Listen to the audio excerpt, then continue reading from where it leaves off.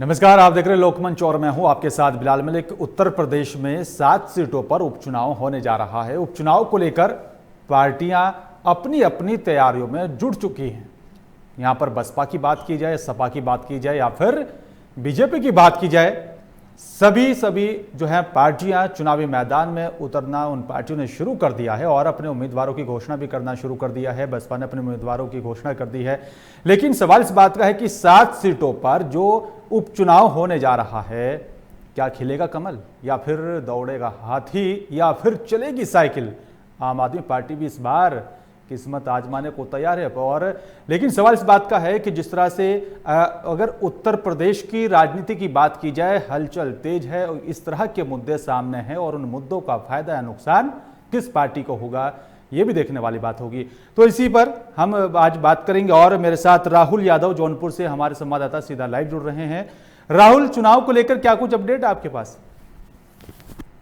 मैं आपको बताना चाहूंगा, जौनपुर जिले के मल्हनी विधानसभा उपचुनाव की तैयारियां जोरों पे है।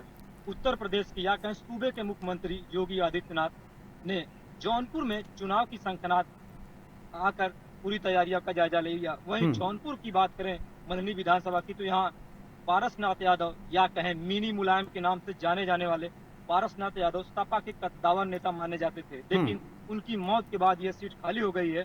उनके बेटे लकी यादव को सपा से टिकट दिया गया है। वहीं भाजपा की बात करें तो भाजपा अभी तक यहाँ जीत इस विधानसभा सीट पर जीत कभी हासिल नहीं कर पाई है। अगर यहाँ किसी की टक्कर रही है तो आमने सामने तो बात करें सपा से पारसनाथ यादव और दूसरी तरफ से बिल्कुल बिल्कुल राहुल, अगर बात की जाए जिस तरह से आपने कहा है कि यहाँ पर सपा के नेता विराजमान थे, इस सीट पर उपचुनाव हो रहा है, किसका जनाधार सबसे ज्यादा माना जाए इस सीट पर? जी एक बार सवाल सर दोबारा बताएं। राहुल, आपको मेरी आवाज मिल रही है? आ रही सर, बताएं। राहुल, क्या कुछ माना जाए कि किसका जनाधार सबसे ज्यादा माना जा रहा है, क्योंकि उत्तर प्रदेश में योगी जी की सरकार है। कौन जीत रहा है और किसे बहुमत हासिल होगा, क्या लगता है आपको?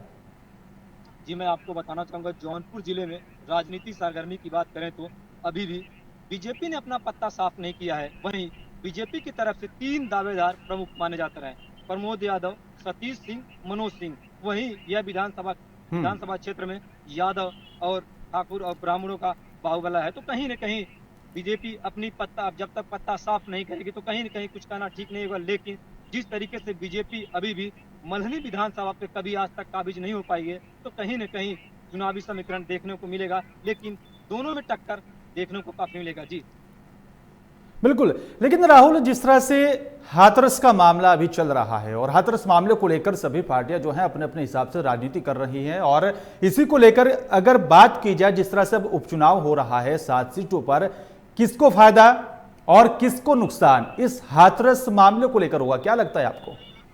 जी मैं आपको बताना चाहूंगा, हाथरस गैंग रेप के बाद जौनपुर में एक तरफ से माने पूरे उत्तर प्रदेश में इस घटना को लेकर चर्चाएं चले, लेकिन जौनपुर में भी अब कल लकी यादव ने फेसबुक पर लाइक आकर उन्होंने अपने बारे में बताया कि जिस तरीके से हाथरस में घटना घटी है तो जौनपुर में भी घट सकती है। बिल्कुल राहुल, आप मेरे साथ बने रहिएगा, हम सीधा चलेंगे और 9 जहां से वसीम अहमद भी मेरे साथ सीधा लाइव जुड़ रहे हैं। वसीम, आपको क्या लगता है कि जिस तरह से यहाँ पर उपचुनाव जो हो रहा है 7 सीटों पर उत्तर प्रदेश के अंदर, अगर हम बात उन्नाव की करें, जो उपचुनाव होना है, तो किसका जनाधार सबसे ज्यादा, क्या वाकई में कमल खिलेगा या फिर दौड़ेगी साइकिल, क्या लगता है आपको? हम आपको बता देते हैं कि उन्नाव जनपद की बागरमऊ विधानसभा सीट, जो कि बीजेपी 14 विधानसभा सीटों से आज तक नहीं जीत पाई है, वहीं से बीजेपी विधायक कुलदीप सिंह सेंगर 2017 में जो विधायक बन के निकले थे, वहीं देखते हुए बीजेपी यही चाहेगी कि कोई ऐसा कैंडिडेट खड़ा हो जिसको सीट उन्नाव की बीजेपी के पक्ष में जाए। लेकिन सवाल इस बात का उठता है यहाँ पर वसीम कि अगर कुलदीप सिंह सेंगर की बात की जाए, क्योंकि जिस तरह से ये मामला उछला और उन पर केस दर्ज किया गया कि जो है, उसके बाद क्या जनता भरोसा करेगी उस सीट पर बीजेपी उम्मीदवार पर? सर हम आपको बता देते हैं कि बागरमऊ की जो जनता है वो आज भी कुलदीप विधायक को मानती है। अगर उनके घर से कोई भी सदस्य खड़ा होता है तो बीजेपी 100% सीट जीत जाएगी। तो ये मानते हैं आप कि आज भी बीजेपी का उस सीट पर जो है वर्चस्व जो है बाकी सभी पार्टियों से ज्यादा है, जनाधार भारी है अभी भी? वहाँ ये देख उन्नाव में देखते हुए बीजेपी और सपा की हटी टक्कर देखने को मिलेगी, जबकि कांग्रेस और बसपा कहीं नजर नहीं आ रही वहाँ पे। बिल्कुल। लेकिन अगर बात की जाए जिस तरह से हाथरस का मामला पूरे उत्तर प्रदेश में छाया हुआ है, सपा की बात की जाए, सपा इस मुद्दे को भुनाने की कोशिश कर रही है, कांग्रेस की बात की जाए तो कांग्रेस भी अपना वर्चस्व जो है वो बचाने की कोशिश कर रही है और इसी के साथ सियासी जो राजनीति है उसमें कदम आगे बढ़ा रही है। क्या माना जाए कि यहां पर जनाधार जो है या इस सीट पर सपा वापसी कर सकती है या फिर कांग्रेस भी जो है कांग्रेस को भी सफलता हासिल हो सकती है? जब से हाथरस कांड हुआ है लगातार सपा यहाँ पे प्रदर्शन करती नजर आ रही है, लेकिन वहीं पे देखते हुए कि बीजेपी अपने प्रत्याशी उम्मीदवार घोषित नहीं कर पाई है। ये देखना होगा कि कौन सा प्रत्याशी बागड़ों में सबसे अच्छा साबित होगा। बिल्कुल। लेकिन जिस तरह से क्राइम का ग्राफ लगातार उत्तर प्रदेश के अंदर बढ़ रहा है वसीम, और विपक्ष इस मुद्दे को भुनाने की कोशिश कर रहा है लगातार, और यह भी दावा किया जाता रहा है कि जो है बीजेपी के राज में यानी का सीएम योगी के राज में उत्तर प्रदेश में जो जनता है वो बेहाल है। क्या इस मुद्दों को जो है ये मुद्दे उठा रही है, जो पूरा विपक्ष इन मुद्दों को उठा रहा है, इसके सहारे उपचुनाव में कुछ सफलता हासिल कर पाएगा विपक्ष? ऐसा तो कुछ नजर नहीं आता, लेकिन कुछ भी उनको फायदा थोड़ा बहुत मिल सकता है, क्योंकि जिस तरह से सियासत चली जा रही है हाथरस के ऊपर, उसको देखते हुए उपचुनाव में थोड़ी बहुत कामयाबी विपक्ष को मिल सकती है। बिल्कुल। लेकिन सपा का जनाधार भी काफी माना जाता रहा है उत्तर प्रदेश के अंदर, क्योंकि पूर्व मुख्यमंत्री अखिलेश यादव भी लगातार जनता के बीच काफी पॉपुलर माने जाते रहे हैं और खासकर युवाओं के बीच। तो क्या जो 7 सीटों पर उपचुनाव हो रहा है उत्तर प्रदेश के अंदर, आपको क्या लगता है कितनी सीटें सपा के खाते में या फिर कितनी सीटें बसपा के खाते में या फिर बीजेपी के खाते में कितनी सीटें पहुंच सकती हैं? हमारे ख्याल से तो 4 सीटें सपा और 4 सीटें बीजेपी के खाते में आ सकती है। 3 सीटें बीजेपी खाते में आ सकती है।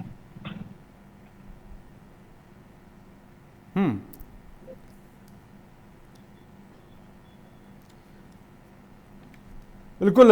इरशाद लौटेंगे आपके पास, लेकिन एक बार फिर सीधा राहुल के पास चलेंगे। राहुल, क्या माना जाए कि जिस तरह से उत्तर प्रदेश के अंदर क्राइम का ग्राफ लगातार बढ़ता जा रहा है और विपक्ष भी इसे मुद्दा बनाकर अपनी सियासी राजनीति को पक्का कर रहा है, कांग्रेस भी लगातार जो है आगे बढ़ रही उत्तर प्रदेश के अंदर अपना वर्चस्व को जो है बचाने की कोशिश कर रही है, क्या लगता है आपको इन 7 सीटों पर अगर हम बात कर रहे हैं कि कितनी सीटें किसके खाते में जा सकती हैं, क्या कुछ है अनुमान लगा सकते हैं आप?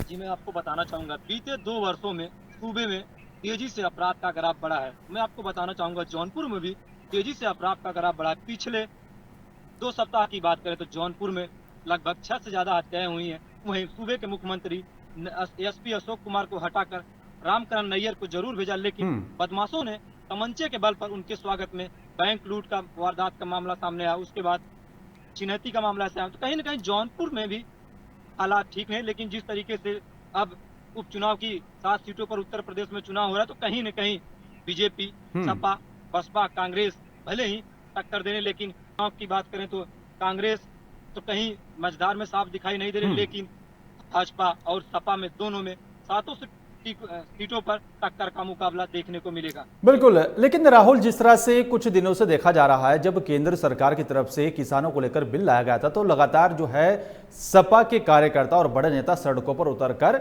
सरकार को घेरने की कोशिश कर रहे हैं इस उपचुनाव में। और उस किसान बिल की अगर बात करें तो जो बीजेपी है, जो उत्तर प्रदेश में योगी जी की सरकार और 7 सीटों पर जो चुनाव हो रहा है, उसका नफा होगा या नुकसान, क्या लगता है आपको?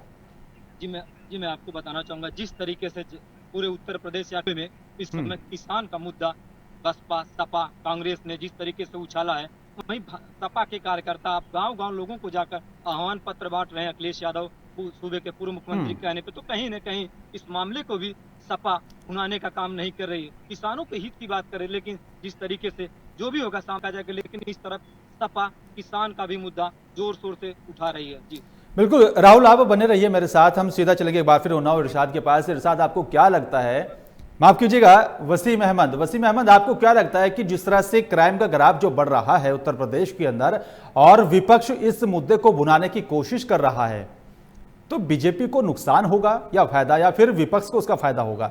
क्या अनुमान है? जिस तरह से क्राइम यूपी में बढ़ रहा है उसको देखते हुए विपक्ष को तो कहीं ना कुछ फायदा जरूर मिलेगा, क्योंकि आने वाले वक्त में योगी सरकार पे विपक्ष लगातार निशाना साधती चली आ रही है। क्योंकि इससे पहले भी उसके मुखिया बागरमऊ विधानसभा में एक सभा कर चुके हैं, उसमें उन्होंने कहा था कि हमारी सरकार एक अच्छा कानून व्यवस्था देगी। लेकिन अब देखना यही है कि आने वाले वक्त में अच्छी कानून व्यवस्था मिलती या नहीं मिलती है।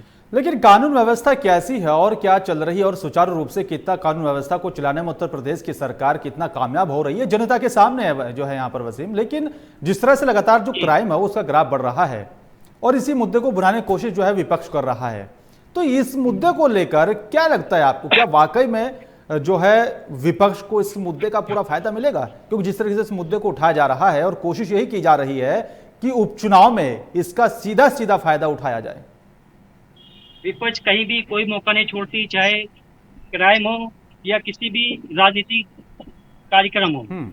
विपक्ष यही चाहती है कि हमको हर तरफ से बेनिफिट मिलता रहे और सत्ता पक्ष का नुकसान होता रहे।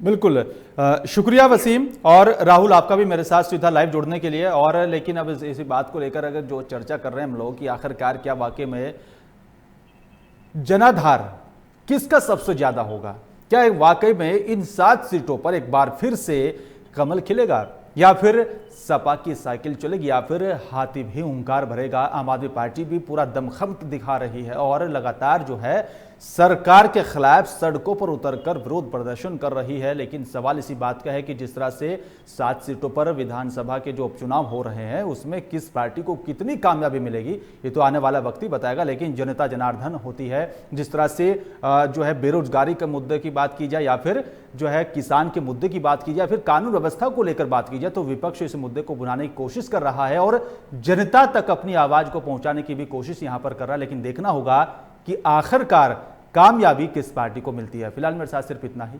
नमस्कार।